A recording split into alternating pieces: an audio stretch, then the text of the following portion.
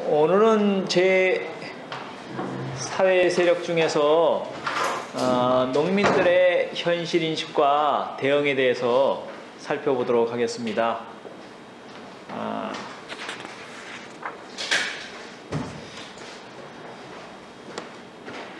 오늘은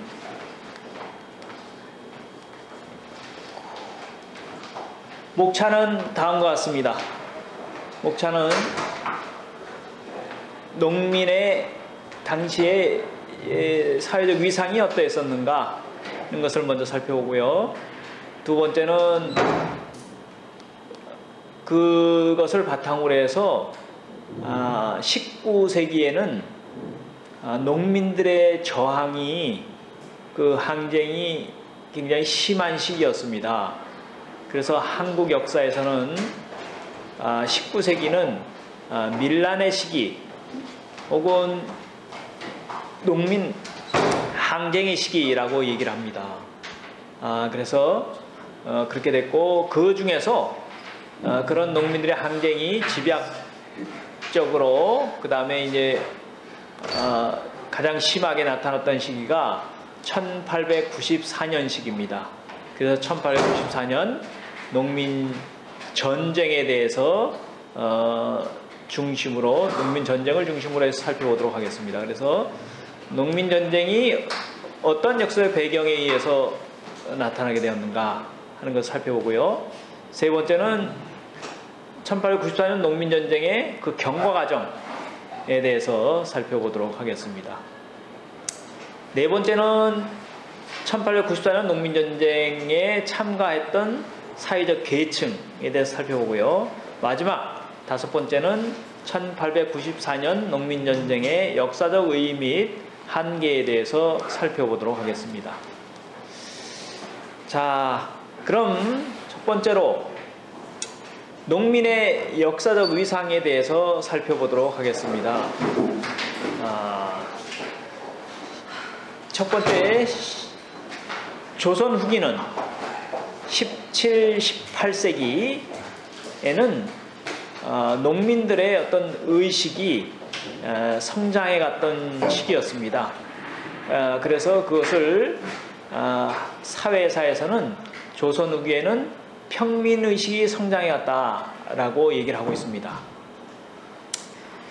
조선 후기 사회는 중세사회의 사회 경제 구조가, 중세사회의 사회 구조가 전면적으로 동요해가는 시기였다라고 얘기할 수 있습니다. 그것을 좀 간단하게 얘기하면은 사회적으로는 신분제가 동요되어 갔습니다.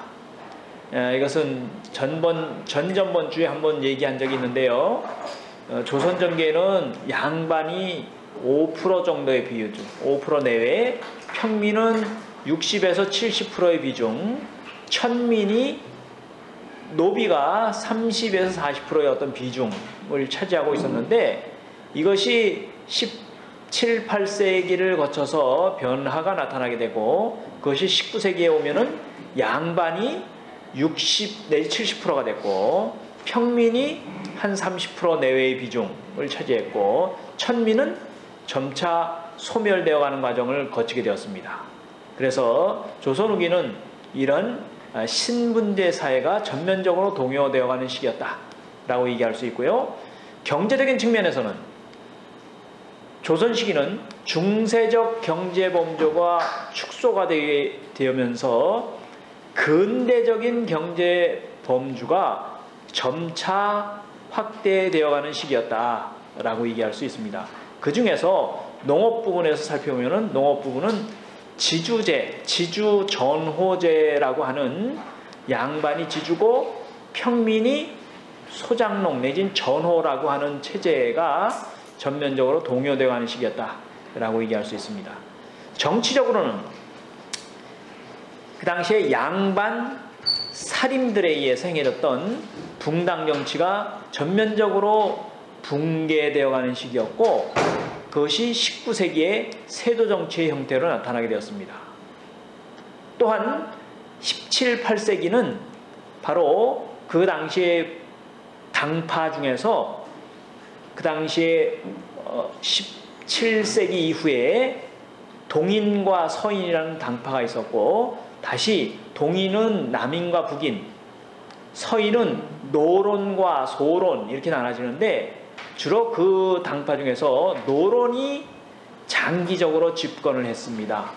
그래서 그것을 견제하는 의미에서 영조와 정조라는 왕은 탕평책을 실시하면서 노론을 견제하면서 사색 당파를 고루 등용하겠다라고 하는 정책을 실시하기도 했는데, 이제 그런 측면에서 정치적으로 일정한 변화가 오게 되었고, 특히 지방사회에서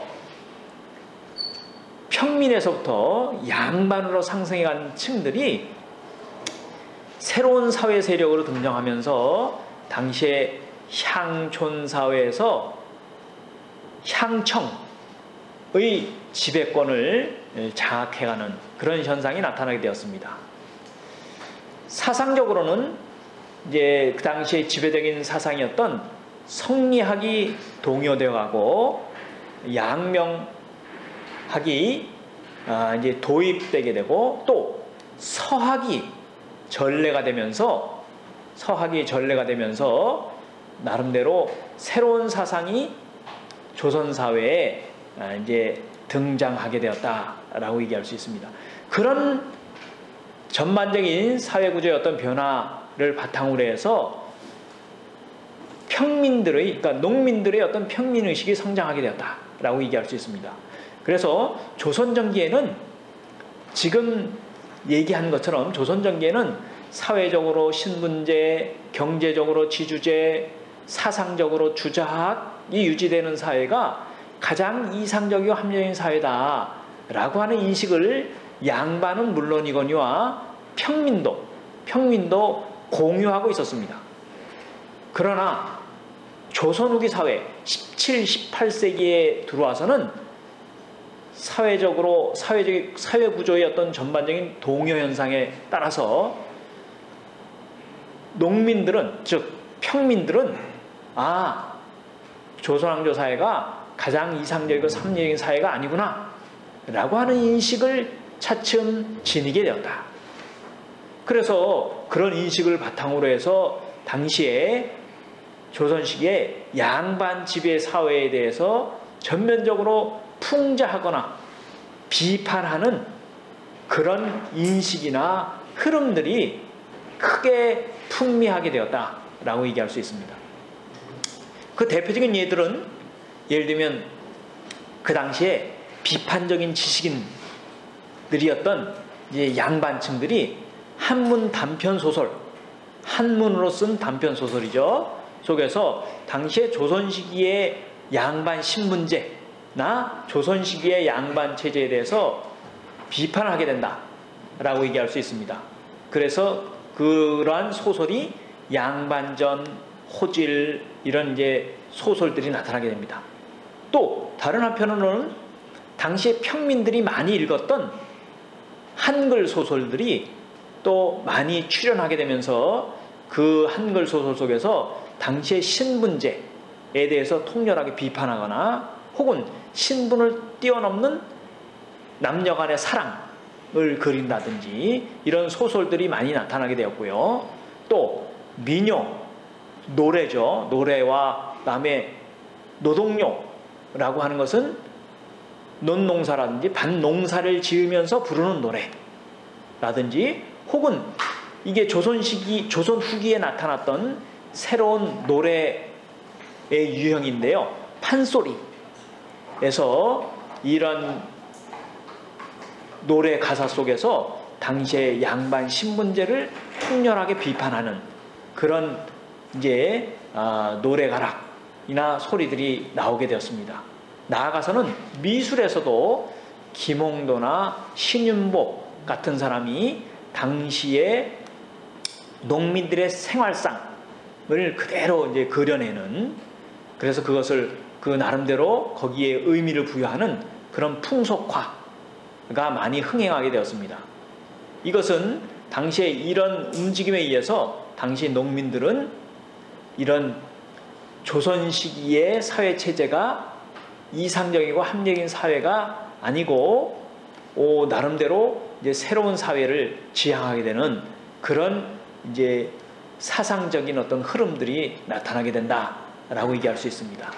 이것이 당시에 풍미했던 18세기에 풍미했던 이게 한글 소설로 이게 이제 춘향전이라고 하는 소설이고요. 이게 흥부전이라고 하는 소설입니다.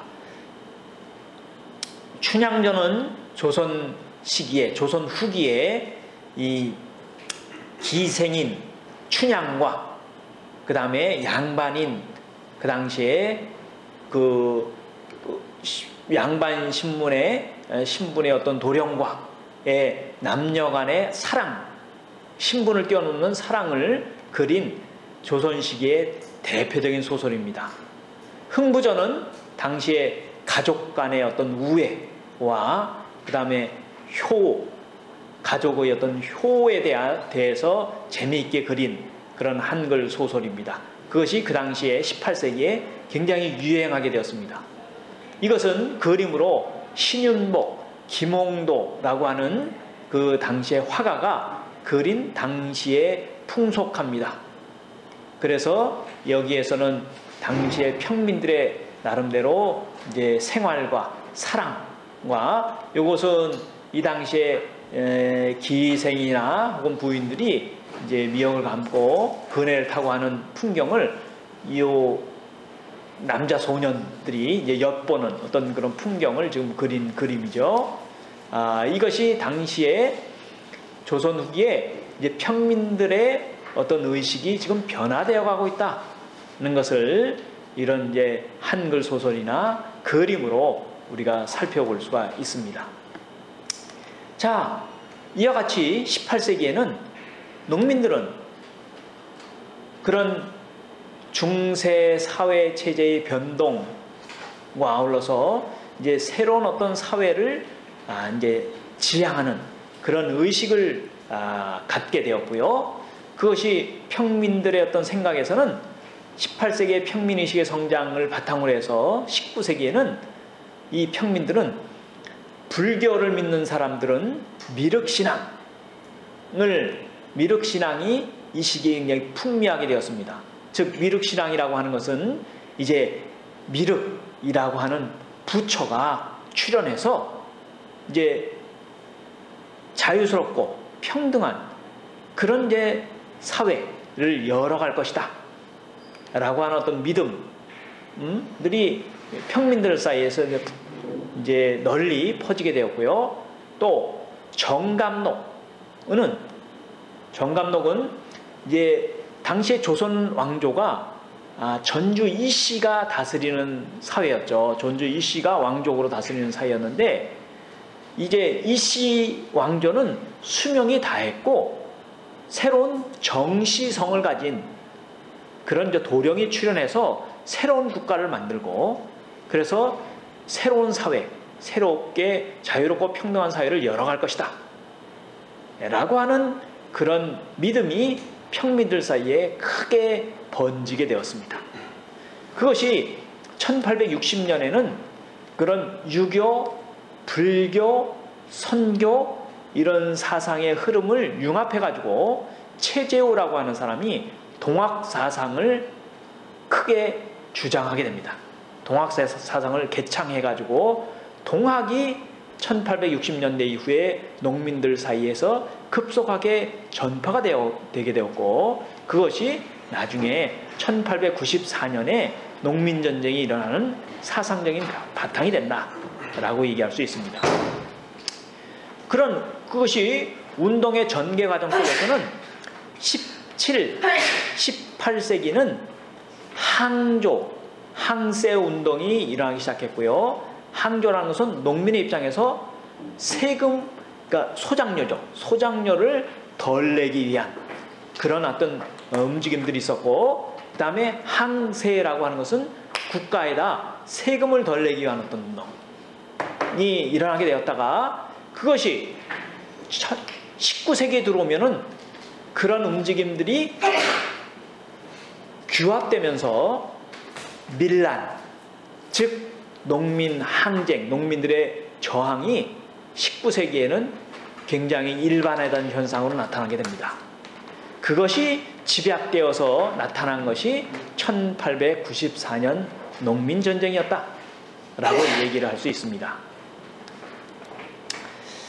농민들의 저항은 지금 말씀드린 것처럼 18세기에는 항조 항세운동, 즉 농민의 입장에서 소작료를 덜 내기 위한 그런 여러 가지 움직임들이 나타나게 되었고, 또 국가에다가 세금을 덜 내기 위한 그런 움직임들이 나타나게 되었습니다. 그것이 초기에는 개인적인 차원에서 혹은 소극적인 저항의 측면에서 나타나다가 18세기 중엽 이후에가는 이게 집단적인 저항, 집단적인 운동으로 나타나게 되고, 또 그 저항의 움직임이 적극적인 저항의 형태로 나타나게 되었습니다. 그것이 19세기에는 이제 밀란의 형태로 나타나게 되었다라고 얘기할 수 있고요. 항조는 소작료를 덜 내기 위한 움직임이었고, 항세는 국가에다가 세금을 덜 내기 위한 그런 움직임이 나타났는데, 그 세금은 크게 조선 시기에는, 이 시기에 18세기 후반에는 전정, 군정, 환곡, 이 세 가지 형태가 가장 대표적인 경우였습니다. 전정은 토지에서 세금을 걷어들이는 것이었고요. 군정은 16세에서 60세의 평민의 남자에게 군역을 부과하는 것이었습니다. 부과해서 징수하는 것이었고, 환곡은 국가가 농민들에게 2월서부터 3월 사이에, 우리의 조선 시기에는 그 시기가 이제 춘궁기, 곡식이 가장 부족한 때이면서 또 다른 한편은 농사를 시작하는 시기였습니다. 시작하는 시기였는데, 그 시기에 국가가 농민들에게 곡식과 농사를 지을 종자를 빌려주고 9월달과 10월달 추수한 이후에 그것에 이자를 붙여서, 이자는 1년에 10%였습니다. 그러니까 농민의 입장에서는 굉장히 그 시기에는 유리한 그런, 즉 빈민을 구휼하고, 빈민을 구하고 농민에게 농사를 지을 터전을, 농사를 지을 그 종자를 이제 마련해주는 그런 형태로 나타난 것이 환곡이었는데, 그 본래의 취지는 퇴색되고 국가는 이것을 통해서 재정을, 농민들에게 그 이제 식량과 그다음에 이자를 받아서 당시에 기관의 운영비를 조달하는 그런 형태를 이제 띠게 되었습니다. 그 중에 대표적인 경우를 한번 그 원문에서 한번 읽어보도록 하겠습니다. 잠깐, 권선생님 아까 그 요약문이 어디 있었죠? 예? 위로 올라가야 되나? 그렇구나. 요걸 한번 보겠습니다.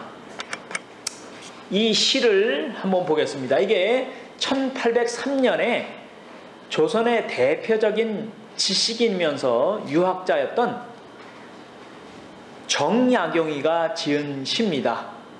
정약용이는 조선 시기의 대표적인 유학자이면서 조선 시기에 가장 많은 저서를 쓴 학자입니다. 그는 1800년대까지는 정조에게 총애를 받아서 당시에 조정에서 굉장히 총애를 받는 신하로 정조 밑에서 큰 역할을 했던 사람인데, 정조가 1800년에 죽자 새로운 집권 세력인 노론이 등장하면서 당시에 진보적인 지식인이면서 정치 세력이었던 남인들을 탄압하게 되고, 그 남인들은 서양의 새로운 문물과 사상에 대해서 우호적이었습니다. 그래서 그들은 서학을 적극적으로 연구를 했고, 더 나아가서는 남인 중에서는 서학이 일종의 옳다고 생각을 해서 나가서는 천주교 신자가 되는 사람도 꽤 있었습니다.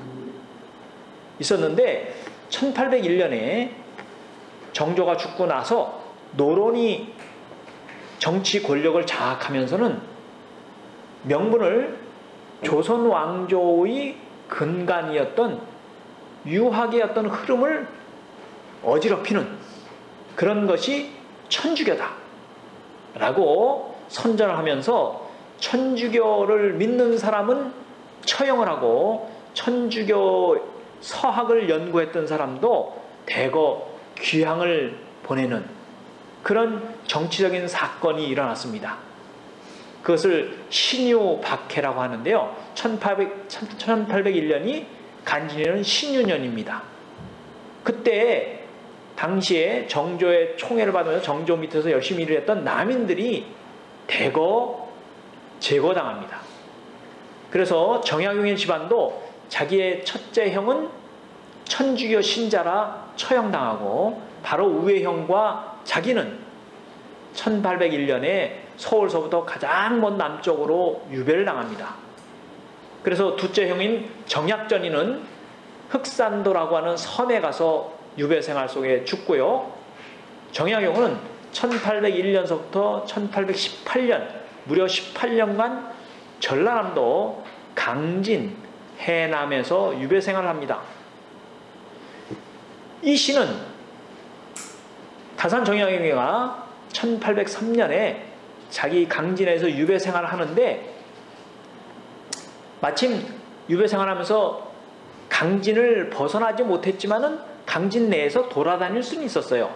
유배의 형에는 그런 것이 있었는데 강진을 돌아다니다가 어떤 부인네가 갓난아이를 뒤에 업고 뭘 손에다가 움켜쥐고 강진 현아에 가서 포졸에게 열심히 빌며 구걸하고 울면서 애걸하는 그러면서 호소를 했습니다. 그걸 보던 멀리서 타산 정약용은 그걸 보면서 이렇게 갔었는데 나중에 그 포졸이 그 아낙네를 발로 뻥 차가지고 나더러지면서 아이도 울고 부인도 울고 하는 현상을 보게 되면서 다가가서 그 사정을 물어봤습니다. 그랬더니 그 사정을 얘기를 했습니다. 그걸 듣고서 기가 막혔던 다산 정약용은 이와 같은 시를 썼습니다. 그 시의 내용을 한 번만 읽어보겠습니다. 갈반 마을 젊은 여인 울음도 서러워라. 갈대밭입니다. 강진에는 갈대밭이 많았습니다. 거긴 바닷가, 남해하고 접해 있는 지역이었기 때문에요. 현문향에, 이건 강진현, 강진현아를 얘기하는 거예요. 관청. 문을 향해 울부짖다 하늘 보고 호소하네. 군인 남편 못 돌아오면 있을 법도 한 일이나 예로부터 남전량은 들어보지 못했노라. 시아버지는 죽어서 이미 상복 입었고 갓난아인 베냇물도 안 말랐는데 3대의 이름이 군적에 실리다니 달려가서 억울함을 호소하려도 범 같은 문직이 버티어 있고 이정이 호통하여 단벌소만 끌려갔네. 이게 남편 문득 칼을 갈아 방 안으로 뛰어들자 붉은 피 자리에 낭자하구나. 스스로 한탄하나에 아이 낳은 죄로구나. 잠실 구경이 또한 지나친 형벌이고 민땅 자식 거세함도 가엾은 일이거든. 자식 낳고 사는 것 하늘이 내린 이치 하늘 땅 어울려서 하늘 아들 되고 딸 되는 것 말돼지 거세함도 가엾다 이러는데 하물며 뒤를 잇는 사람에 있어서야 부자들은 한평생 풍악이나 즐기면서 한 알쌀 한 집에도 바치는 일 없으니 다 같은 백성인데 이다지 불공평하냐. 객창에서 거듭 시 9편을 읊노라. 무슨 내용인지 이해하시겠습니까? 이 내용은 그 부인이 한 말이 자기가 이제 아이를 낳아가지고 아이가 며칠밖에 지나지 않았는데 자기 남편은 건장하니까 당연히 군적에 실려 있었죠. 시아버지는 이미 죽은 지가 오래됐는데 시아버지도 군적에 올랐어요. 아이는 낳자마자 다시 군적에 올랐습니다. 군적은 원래 16세에서 60세의 평민의 남자를 군적에 올리고 그에 대해서 세금을 거두는 것이었습니다. 그런데 시아버지도 죽었고 갓난아이 태어나자마자 군적에 올라가지고 이것의 군역의 부담을 지지 않았다고 해서 자기 집안의 유일한 재산인 소를 강진현의 포졸이 끌고 간 거예요. 그래서 그것을 보고 자기 남편과 부인은 농사일을 하고 돌아와서 보니까 그 군적의 부담을 물리지 않았다고 해서 자기 집안의 유일한 재산인 소를 끌고 왔기 때문에 그 남편이 너무 억울하다.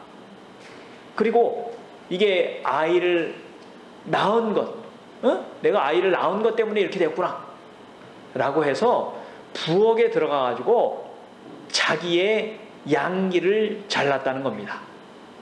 그래서 제목도 여기 있다시피 양기를 자른 것을 애달아 한다 라고 하는 시였어요. 여기는 그것을 듣고 그 하소연을 듣고서 이 다산정양이 그 시를 쓴 겁니다. 이게 당시에 1803년에 강진현에서 실제로 있었던 일을 다산정양이 굉장히 통탄하면서 쓴 시예요. 그래서 여기 있다시피 남편 문득 칼을 갈아 방 안으로 뛰어들자 붉은 피 자리에 낭자하구나. 이 뜻은 남편이 부엌에 가서 칼을 들고 와서 방 안에 들어가서 자기 양기를 잘라가지고 그 잘려진 양기를 부인이 들고 피가 뚝뚝뚝 떨어지는 것을 두 손으로 담아가지고 강진현에 가지고 포졸한테 하소연한 겁니다. 너무 억울합니다. 그래서 남편이 이렇게 양기를 잘랐습니다. 그러니까 우리 사정을 좀 봐줘서 소를 돌려주십시오 라고 호소를 한 거예요. 그래서 다산정양은 여기 있듯이 잠실궁영은 실제로 잠실궁영을 당한 사람이 누구죠? 중국의 고사에서 예를 들면 중국의 가장 유명한 그렇죠. 정식의 역사책을 썼던 사기를 편찬한 사마천이가 잠실궁영을 당했잖아요. 그것은 고환을 띄어내는 형벌을 받았단 말이지. 하여튼 그 당시에 그 장군을 북방으로 치러 갔던 장군을 변호해가지고 왕의 노염을 사가지고 잠실궁영도 또한 지나친 형벌이고, 중국에서 민땅에 있는 자식은 태어나자마자 다 거세해가지고 왕실에 내시로 보내죠.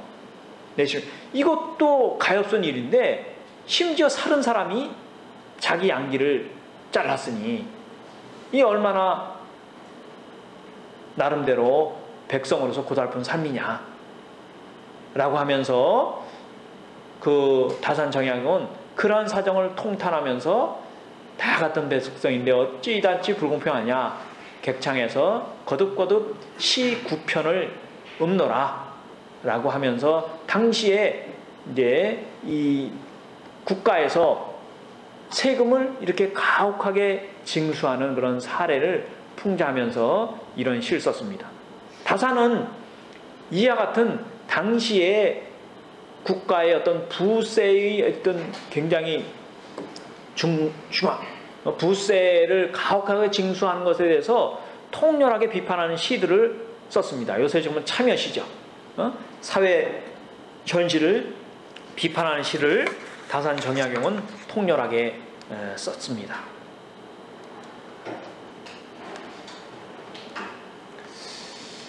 자,